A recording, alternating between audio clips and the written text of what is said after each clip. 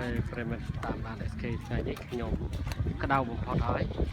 បន្ទាប់មកស្អែកក៏ក្តៅដែរ SK បានមកសមុទ្រមើលមនុស្សម្នាមកដេកនៅលើដីខ្សាច់នេះ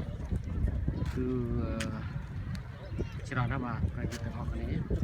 ក៏ខ្ញុំខំចាស់ថ្ងៃទៅចូលអត់ទេថ្ងៃកំពុងតែក្តៅរះចាំងចែកមក8យប់ហើយប៉ុន្តែនៅតែមានពលឺចឹងបាទនេះគឺប្រទេសអូស្ត្រាលីនៅពេលល្ងាចមិនដឹងធ្វើអីក៏នាំគ្នាដើរមកវត្តសមុទ្របន្តិចទៅហើយ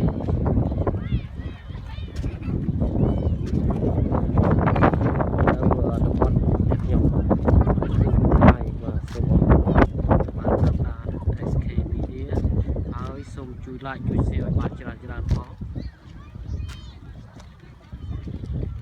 ហើយយើងមើលត្រឡប់ទៅនេះវិញដល់ថ្ងៃនេះកន្លែងគឺកន្លែងដើរលេងតាមទូកមានទូកមានអីបាទនេះគឺតំបន់នេះគេហៅវត្តយលេងឃើញថាទស្សនភាពនៅប្រទេសអូស្ត្រាលីមនុស្សអរគុណតែម្ដងបាទចុះស្ងាយរំលឹកអូយពេញទៅបាទ